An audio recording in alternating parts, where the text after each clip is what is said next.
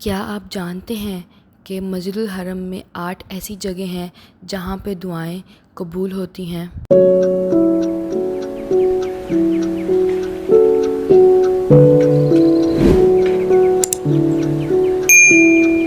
السلام علیکم، کیسے ہیں آپ سب؟ امید کرتی ہوں آپ سب خیریت سے ہوں گے۔ Welcome back to my channel. اللہ مسجد الحرم میں مانگی گئی ہر دعا قبول کرتا ہے، لیکن مسجد الحرم میں 8 ایسی جگہ ہیں اسپیشل جن پر دعا مانگی جائے تو وہ ضرور قبول ہوتی ہے۔ تو آئیے جانتے ہیں کہ وہ 8 جگہیں کون سی ہیں۔ مطاف اس جگہ کو کہتے ہیں جو خانہ کعبہ کے گرد آپ طواف کرتے ہیں، اس جگہ کو مطاف کہتے ہیں۔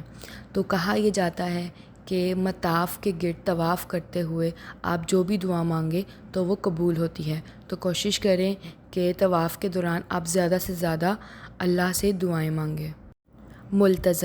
ملتزم وہ جگہ ہے جو کہ حجر اسود اور خانہ کعبہ کے دروازے کے درمیان والی جگہ ہے، اس کو ملتزم کہتے ہیں۔ اور ملتزم پہ بھی آپ کو آنا چاہیے۔ جب آپ طواف مکمل کر لیں تو آپ کو چاہیے کہ آپ ملتزم کے سامنے کھڑے ہوں، اپنے دونوں ہاتھ اٹھائیں اور اللہ کی بارگاہ میں اپنے لیے خوب ساری دعائیں کریں۔ حتیم خانہ کعبہ کا حصہ ہی ہے، جو کہ قریش کے زمانے میں جب خانہ کعبہ کی تعمیر کی گئی تھی تو سرمایہ کم ہونے کی وجہ سے اس کو خانہ کعبہ میں شامل نہیں کیا گیا تھا، ایسے ہی چھوڑ دیا گیا تھا۔ تو بعد میں آنے والے دور میں اس کو خانہ کعبہ میں نہیں شامل کیا گیا، بٹ اس کی باؤنڈری بنا دی گئی ہے اور اس کو خانہ کعبہ کا حصہ ہی کنسیڈر کیا جاتا ہے۔ اور اس میں لوگ آتے ہیں اور 2 نفل ادا کرتے ہیں اور خوب ساری دعائیں مانگتے ہیں۔ اور کہا یہ جاتا ہے کہ جب بھی آپ کو موقع ملے حتیم میں نفل ادا کرنے کا تو آپ ضرور جائیں اور وہاں پہ اللہ کی بارگاہ میں ڈھیر ساری دعائیں کریں۔ حجر اسود کا مطلب ہے سیاہ پتھر، اور حجر اسود ایسا پتھر ہے جو کہ جنت سے زمین پر اتارا گیا تھا اور یہ خانہ کعبہ کی ایک دیوار پر لگا ہوا ہے۔ حجر اسود اور مقام ابراہیم 2 ایسے پتھر ہیں جو کہ حضرت جبرائیل علیہ السلام کی نشاندہی پہ خانہ کعبہ کی تعمیر کے وقت جبل ابو القبیس کے کنویں سے نکالے گئے تھے۔ حجر اسود کے بارے میں حضرت محمد صلی اللہ علیہ وآلہ وسلم کا ارشاد ہے کہ حجر اسود جب جنت سے زمین پر اتارا گیا تو یہ دودھ سے بھی زیادہ سفید تھا، لیکن انسانوں کے گناہوں کی وجہ سے اس کا رنگ سیاہ ہو گیا۔ حضرت محمد صلی اللہ علیہ وآلہ وسلم کا معمول تھا کہ وہ جب بھی حجر اسود کے قریب سے گزرتے تھے تو اس کو بوسہ دیتے تھے اور اس بوسہ دے کر کہتے تھے بسم اللہ اللہ اکبر۔ تو آج کل کے دور میں بوسہ دینا تو بہت مشکل ہے، تو جب بھی آپ اس کے قریب سے گزریں تو آپ اپنے ہاتھ کے اشارے سے اسے بوسہ دیں اور بسم اللہ اللہ اکبر کہیں 3 دفعہ اور اپنی دعائیں مانگیں۔ خانہ کعبہ کے اندر، اب جیسا کہ آپ سب کو معلوم ہے کہ عام بندہ خانہ کعبہ کے اندر نہیں جا سکتا اور وہاں جا کے دعا نہیں مانگ سکتا کیونکہ یہ الاؤ نہیں ہے، لیکن بہت سے رائلز اور بہت سے بڑی بڑی لوگ ہیں جن کو خانہ کعبہ کے اندر جانے کا شرف حاصل ہوتا ہے، تو وہ خانہ کعبہ کے اندر جاتے ہیں اور خوب دعائیں کرتے ہیں۔ اور کہا جاتا ہے کہ خانہ کعبہ کے اندر جا کے جو بھی دعا کی جائے وہ ضرور قبول ہوتی ہے۔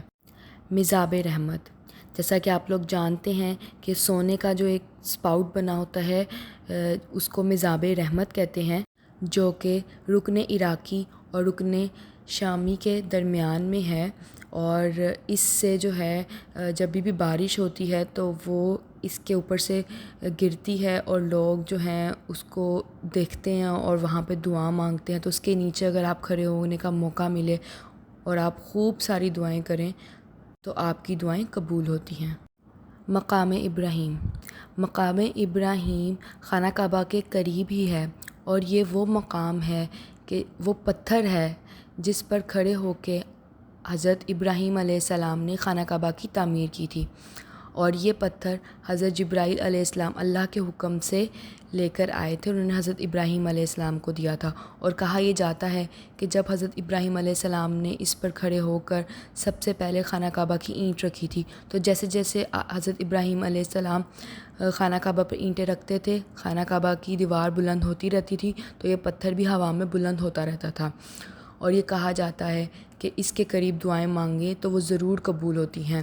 اور جب آپ طواف کر لیتے ہیں تو اس کے بعد عمرہ کے دوران یا طواف کے دوران آپ پہ یہ واجب ہے کہ آپ مقام ابراہیم کے قریب کوئی جگہ ڈھونڈیں اور وہاں پہ 2 نفل ادا کریں اور خوب ساری دعائیں کریں۔